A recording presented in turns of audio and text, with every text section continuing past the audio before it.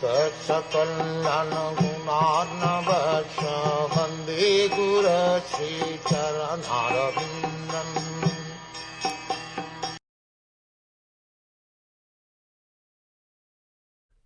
All of me, namely my actual eternal form and my transcendental existence, color, qualities and activities, let all be awakened within you by factual realization out of my causeless mercy. The secret of success in understanding the intricacies of knowledge of the absolute truth, the personality of Godhead, is the causeless mercy of the Lord. Even in the material world, the father of many sons discloses the secret of his position to the pet sons. The father discloses the confidence unto the son whom he thinks worthy. An important man in the social order can be known by his mercy only. Similarly, one must be very dear to the Lord in order to know the Lord. The Lord is unlimited, no one can know him completely, but one's advancement in the transcendental loving service of the Lord can make one eligible to know the Lord. Here we can see that the Lord is sufficiently pleased with Brahmaji, and therefore he offers his causeless mercy to him, so that Brahmaji may have the factual realization of the Lord by his mercy only. In the Vedas also it is said that a person cannot know the absolute truth, personality of Godhead, simply by dint of mundane education or intellectual gymnastics. One can know the supreme truth if one has unflinching faith in the bona fide spiritual master as well as in the Lord. Such a faithful person, even though illiterate in the mundane sense, can know the Lord automatically by the mercy of the Lord. In the Bhagavad Gita also, it is said that the Lord reserves the right of not being exposed to everyone, and he keeps himself concealed from the faithless by his Yogamaya potency. To the faithful, the Lord reveals himself in his form, quality, and pastimes. The Lord is not formless, as wrongly conceived by the impersonalist, but his form is not like one that we have experienced. The Lord discloses his form, even to the extent of measurement, to his pure devotees, and that is the meaning of Yavan, as explained by Srila Jiva Goswami, the greatest scholar of Srimad Bhagwatam. The Lord discloses the transcendental nature of his existence. The mundane wranglers make mundane conceptions of the form of the Lord. It is said in the revealed scriptures that the Lord has no mundane form. Therefore persons with a poor fund of knowledge conclude that he must be formless. They cannot distinguish between the mundane form and the spiritual form. According to them, without a mundane form, one must be formless.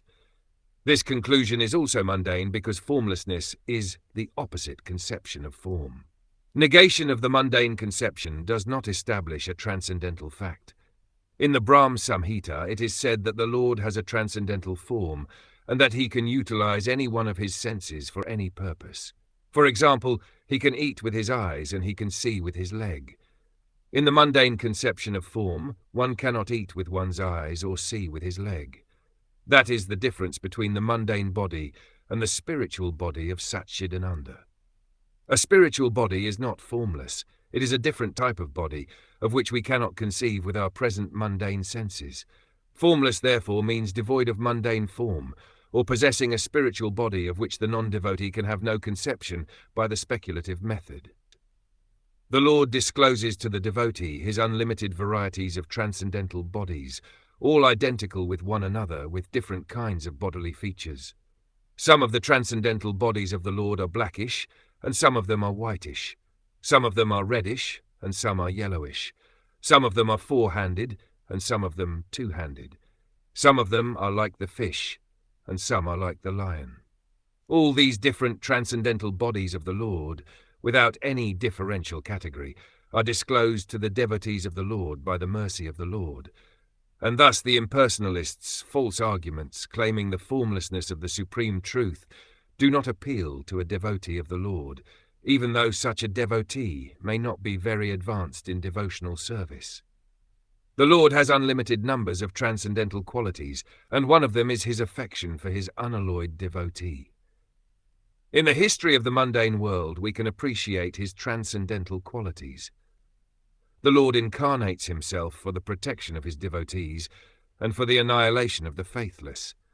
His activities are in relationship with his devotees. Srimad Bhagwatam is full of such activities of the Lord in relationship with his devotees, and the non-devotees have no knowledge of such pastimes. The Lord lifted the Govardhan hill when he was only 7 years old, and protected his pure devotees at Vrindavan from the wrath of Indra, who was overflooding the place with rain. Now, this lifting of the Govardhan hill by a 7-year-old boy may be unbelievable for the faithless, but for the devotees it is absolutely believable. The devotee believes in the almighty potency of the Lord, while the faithless say that the Lord is almighty, but do not believe it. Such men with a poor fund of knowledge do not know that the Lord is the Lord eternally, and that one cannot become the Lord by meditation for millions of years or by mental speculation for billions of years.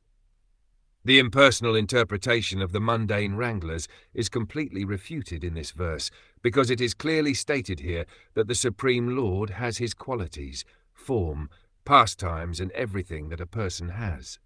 All these descriptions of the transcendental nature of the personality of Godhead are factual realizations by the devotee of the Lord, and by the causeless mercy of the Lord, they are revealed to his pure devotee, and to no one else.